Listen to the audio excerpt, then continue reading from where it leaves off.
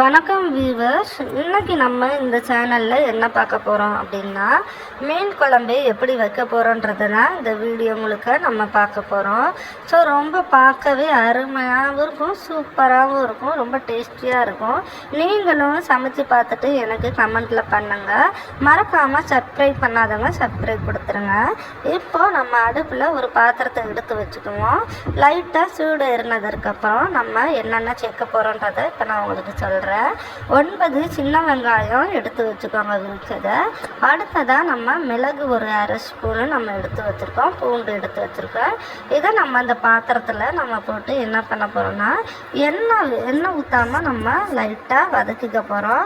So இது லைட்டாக செவந்து வருது பார்த்திங்களா, லைட்டாக சுருங்கி இருக்குது வெங்காயம் பூண்டு எல்லாமே.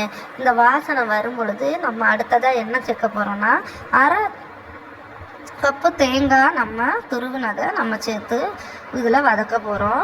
ஸோ எண்ணெயே நீங்கள் சேர்க்க வேண்டாம். இதில் மிதமான தீயில் நம்ம வதக்கும் பொழுது அது பாருங்கள் பொன்னிறமாக அப்படியே பிரிஞ்சு தூளாக எவ்வளோ அழகாக வந்துருச்சுன்னா, அடுத்ததாக நம்ம கருவேப்பிலை நம்ம சேர்த்து அதோட வதக்கிக்க போகிறோம்.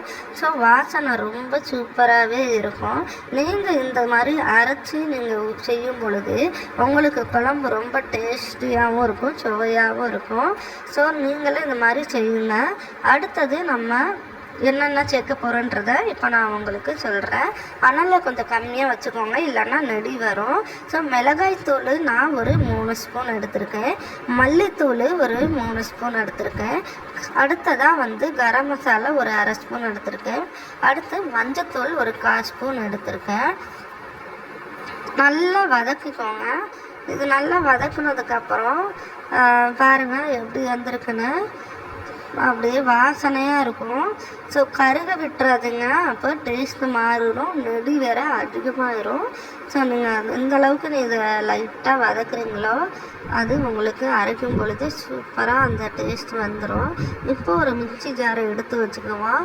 அதில் இந்த மசாலாவை நம்ம கொட்டி நம்ம தண்ணி ஊற்றி லைட்டாக அரைச்சிக்க போகிறோம். முதல்ல தண்ணி ஊற்றாமல் லைட்டாக ஒரு பொடி பண்ணிக்கோங்க. அடுத்தது நம்ம கொஞ்சமாக தண்ணி ஊற்றி அரைச்சிக்கலாம். பாருங்கள் எந்த அளவுக்கு இந்த பொடி வந்திருக்குன்னு. இப்போது நம்ம தண்ணி ஊற்றி சேர்த்துக்கிறோம். அடுத்து அரைச்சோம்னா எப்படி நல்லா கொஞ்சம் கெட்டியான பதத்துக்கு வந்திருக்குது. நல்லா நைஸாக அரைக்கணும், ரொம்ப குறைன்னு வேணாம், நைஸாக அரைச்சிக்கோங்க. பார்க்கவே எப்படி இருக்குன்னு பார்த்தீங்களா, மசாலா ரெடி ஆகிடுச்சு. அடுத்தது ஒரு பாத்திரத்தை நம்ம எடுத்து வச்சுக்கலாம். நான் ஒரு 4 ஸ்பூன் நல்லெண்ணெய் எடுத்திருக்கேன். நீங்கள் தேவையான அளவு எண்ணெய் எடுத்துக்கோங்க. ஸோ நீங்கள் நல்லெண்ணெயில் செய்யும்போது ரொம்ப டேஸ்டியாக இருக்கும். வெந்தயம் ஒரு ஸ்பூனு நான் எடுத்திருக்கேன். பாருங்கள் லைட்டாக செவக்க அந்த வெந்தயம் செவந்ததுக்கப்புறம் நம்ம வெங்காயம் பொடியாக கட் பண்ணதை 1 கப்பு நான் அதில் சேர்த்துருக்கேன். ஸோ அடுத்ததாக இஞ்சி துருவல் நான் 1 ஸ்பூன் எடுத்திருக்கேன். அடுத்தது பூண்டு ஒரு 2 துருவலில் நான் எடுத்துருக்கிறேன். பச்சை மிளகாய் கொஞ்சம் சேர்த்துக்கிட்டேன். ஸோ இதெல்லாத்தையும் நம்ம எண்ணெயில் நல்லா வதக்கி எடுத்துக்குவோம். கருவேப்பிலை கொஞ்சம் 1 கொத்து சேர்த்துக்கோங்க. நல்ல வாசனை வர மாதிரி நல்லா நல்லா எண்ணெயில் வதக்கிக்கோங்க. பாருங்கள் எப்படி கண்ணாடி பதத்தில் வந்திருக்குது. நீங்கள் இன்னும் கொஞ்சம் கோல்டன் கலரில் வர மாதிரி வதக்கிக்கோங்க. இந்த வெங்காயம் சின்ன வெங்காயம் சேர்க்கும் பொழுது உங்களுக்கு ரொம்ப சுவை கூடுதலாகவே இருக்கும். அடுத்ததாக நறுக்கி வச்சுருக்க தக்காளி 1 கப்பு நான் சேர்த்துருக்கேன். ஸோ நல்லா வதங்கட்டும். நல்லா வதங்கினதுக்கப்புறம் நீங்கள் அடுத்து இந்த மசாலாவை நம்ம சேர்க்க போகிறோம். நல்லா பாருங்கள் எண்ணெயில் வதங்கினோன்னா நல்லா அப்படியே கிரேவி மாதிரி வந்துடுச்சு பார்த்திங்களா. ஸோ இந்த மாதிரி தக்காளியெல்லாம் நல்லா உடைஞ்சி வரணும். அப்போ தான் நல்லா உங்களுக்கு கிரேவியும் சூப்பராக வரும். மீன் குழம்போட கிரேவி பாருங்கள் இந்த மாதிரி கொஞ்சம் வதக்கிக்கோங்க.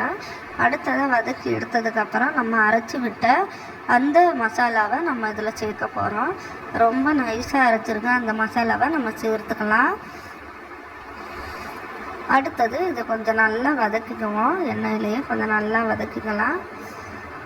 அந்த பச்சை வாசனை போகிற வரைக்கும் நம்ம வதக்கிக்குவோம். அடுத்தது 1 கப்பு நான் கரைச்சி வச்சுருக்க புளியை நம்ம சேர்த்துக்க போகிறோம். நம்ம அந்த மிக்சி ஜாரில் சேர்த்துக்குவோம். ஏன்னா அதில் ஆல்ரெடி மசாலா கொஞ்சம் இருக்கு இல்லையா, அதனால் அந்த புளி தண்ணியை நம்ம அதில் கரைச்சி வச்சுட்டு இதோட கலந்து விட்டுறலாம். நல்லா அப்படியே கலக்கி விட்டுருங்க. அடுத்தது நம்ம தண்ணி 1 கப்பு நம்ம சேர்த்துக்கலாம். ஏன்னா ஆல்ரெடி நம்ம அதில் 1 கப் சேர்த்துருக்கோம். அடுத்தது இதில் ஒரு 1/2 கப் தண்ணி சேர்த்துக்குவோம். உப்பு தேவையான அளவுக்கு நான் சேர்த்துக்கிறேன். அடுத்து நல்லா கிளறி விட்டுக்கோங்க. அடுத்து கொத்தமல்லி தூள் நான் கொஞ்சம் கொத்தமல்லி தழை நான் தூவியிருக்கேன். ஒரு 5 நிமிஷம் நம்ம நல்லா கொதி வந்ததுக்கப்புறம் அடுத்து கிளறி விட்டுக்கோமா. கொஞ்சம்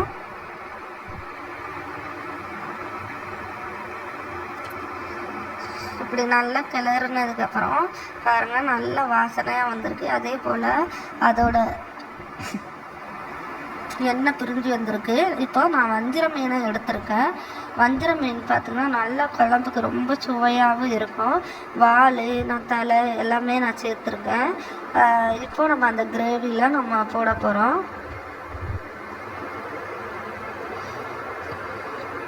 அடுத்ததாக நம்ம என்ன பண்ண போகிறோம்னா இதை கொஞ்சம் நல்லா கிளறி விட்டுக்கிறோம். கிளறி விட்டு கொஞ்சம் ஒரு மூடி போட்டு நம்ம கொஞ்சம் ஒரு 5 நிமிஷம் வேக விட்டு எடுத்துக்கலாம். பாருங்கள் சூப்பராக வெந்திருக்கு. நல்ல வாசனையாகவும் இருக்குது.